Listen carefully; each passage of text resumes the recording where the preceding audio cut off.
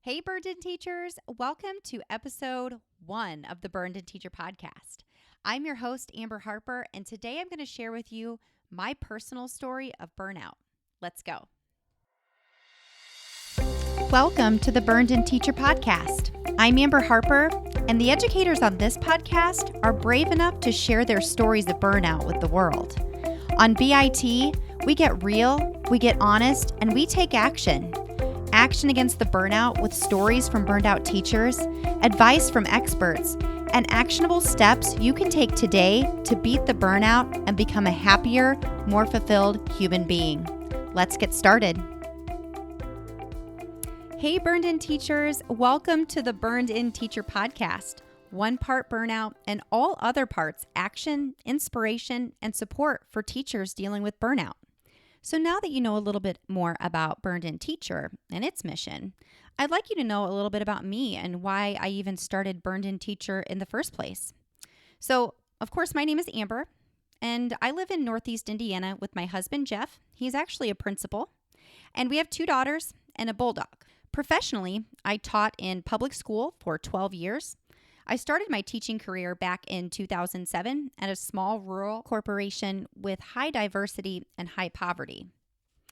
After I left that corporation, and I'll give you more details about my experiences there later, I left at year 7.5 to become an executive director at a local educational nonprofit. As you'll hear in my story later, it didn't last very long, and I ended up actually at a different corporation for 3 years. And it was a larger school corporation with less diversity, but still a high poverty rate. That leads me to where I am now. Right now, I am a Google trainer and ed tech consultant full-time, and I travel to schools to teach teachers and administrators how to use G Suite in their school, and also how to use other ed tech tools to enhance teachers' teaching and students' learning. That part of my business is called Burned In Teacher EdTech, and if you're interested in those services that I offer, you can go to burnedinteacher.com and click on BIT EdTech, and you can click on Work With Me to learn more about those services. So now why I was so compelled to start burnedinteacher.com, which used to be a blog, only a blog, and share my experiences with burnout in general. So I told you that I started out back in 2007 at a rural corporation. And I have to tell you, during that first 7.5 years of teaching, I rode a roller coaster of highs and lows all 7.5 years. My first year of teaching was not ideal. I started with a team of teachers whose leaders were close to retirement and who did things the same way for years. And when I was excited about things that I was learning and things that I wanted to try in my classroom, I was really looked at as a nuisance and as pretty bossy. My mentor wasn't the most supportive and positive influence in my teaching, and although I tried to look to my principal for support, he had a hands-off approach as far as how to handle the teachers that looked at me as bossy rather than just wanting to share. All that changed, though, when I was moved to 2nd grade after my 2nd year teaching to a new team. And we got along wonderfully.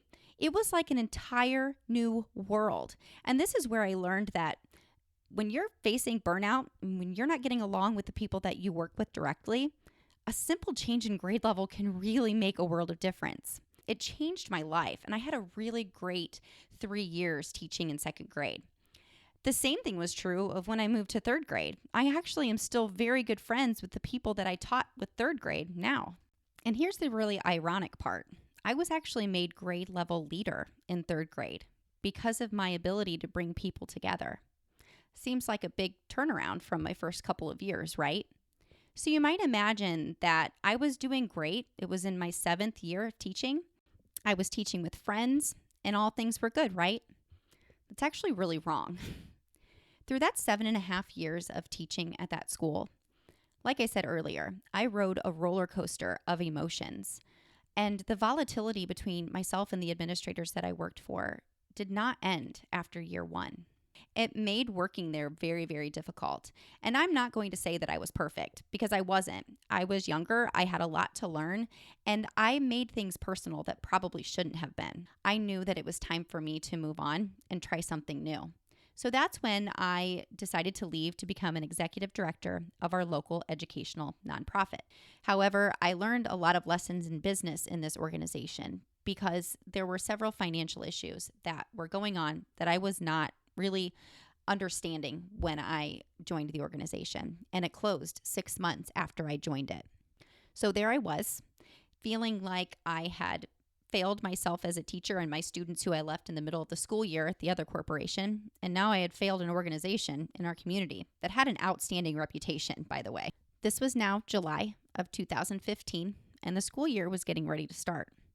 I got a call from a principal at another corporation, and he offered me an interview. So I went and I took it. So there I was, teaching first grade at a new corporation. And I wish that I could say that I was really excited, but I wasn't. And although I got along really great with the people that I worked with and my principal at the time, by Christmas time, I was feeling burnout again because I was feeling really stuck. I felt like my talents and my skills as a high ability teacher and a teacher in general were not realized. And how could they be? They didn't know who I was. They didn't know my past as a teacher. So I wasn't able to be the kind of teacher that I knew that I was in the past and that I could potentially be now if I were given the opportunity. So there I was again, finding myself riding that roller coaster of highs and lows. In April of 2016, that same school year, I was given the opportunity to go to an EdTech team and Google Summit in Franklin, Indiana. And while I was there, I learned that you could become a Google certified educator and trainer. And then I heard about this thing called Innovator, which I'll talk about later. So while I was there, I got super inspired, really inspired by the presenters and how they were showing how you could use Google to teach and help kids to create, and how you could connect with other classrooms all over the world using these tools. And I wanted a badge, and I wanted it badly. So on my way home, I got the idea for Burned In Teacher because I was feeling so different than the way that I had felt before I had gone, even 2 days before this.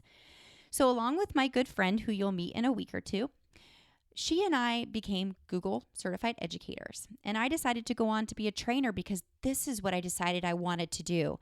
I wanted to share my passion for educational technology with everybody that I met. And I started using it in my classroom. So through the Burned In Teacher blog, not only did I blog about Google tools and how I was using them in my class, I also became a Seesaw Learning Journal ambassador. And I also started blogging about my experiences with burnout because I wanted to open up that door of communication. I knew that I couldn't be the only one who was feeling this way. And I got such an awesome response from people, not just about how I was sharing, what I was doing with my kids in my classroom and how much fun we were having and how much they were learning, but also how they were connecting with my story and how they didn't feel like they could really share their feelings with anybody. Now, I've had a podcast on my mind for a couple of years. And one reason that I decided to leave the classroom in the first place was so that I didn't just have time to become a consultant full time, but so that I could do things like this and serve the greater burned out teacher community, because there is such a huge need for teachers to be able to hear each other's stories and to know they're not alone and to be given actionable steps that they can take to take control over their burnout and over their lives. In the summer of 2017, I became a Google Innovator with Burned In Teacher as my project. And that's where it really took off, and that's where my passion even skyrocketed more. So what you're hearing now on the Burned In Teacher podcast is partially a product of this Google Innovator Academy that I got to attend with close to 40 amazing, innovative educators from around our country. Now, I skipped a ton of details about my story, and as we move through interviews with experts and other burned out educators, you'll hear me give those details. So I want to leave you with some words of encouragement. You really do have control. And if I would have realized that years and years ago, I could have saved myself a lot of heartache and sadness. If I would have stepped up and been honest with myself and with my administrators and worked on building relationships through honest conversations, I could have also made a lot of changes. But I wouldn't change my story for anything because it's mine. I know that you might have listened to my story and thought to yourself, she really didn't have it that bad. And I totally get it. I have cringed at hearing some other stories of educators and their experiences. But the purpose of this podcast is not to compare. Your story is yours. My story is mine. And they're all really important because they're our lives. So if you're willing to share your story with me and the world, please email me at burnedinteacher@gmail.com anytime, and we can set up an interview. And also, I should mention that these interviews can be anonymous. I understand your need for anonymity to keep yourself safe at work and for you to feel comfortable being as honest as you possibly can about your situation. I'm also really excited about the upcoming experts that we have on this podcast. I have Vicki Davis, Kim Stobel, and Gretchen Bridgers. So my key takeaways and tips today really don't have anything to do with my particular story. My tip to you today is think of your story. It's important and it can change lives. Connecting with others and really voicing your struggles and asking for help can help to save you a whole lot of heartache and a whole lot of sadness along the way. So let's do this together. I hope that you found my story inspiring, and I hope that you share it with someone else. And I can't wait to hear yours. Hey, one more thing before we head out for today. If you are really inspired by today's story, don't hesitate to head over to facebook.com/groups/burnedinteacher and join over 100 other educators who are there seeking support and sharing their wins and losses day to day to help each other to climb out of that burnout. I'll see you over there. I'll see you tomorrow for our very first Burned Out Teacher interview. But until then, take a deep breath. You just took another step toward becoming your own hero. Burn on.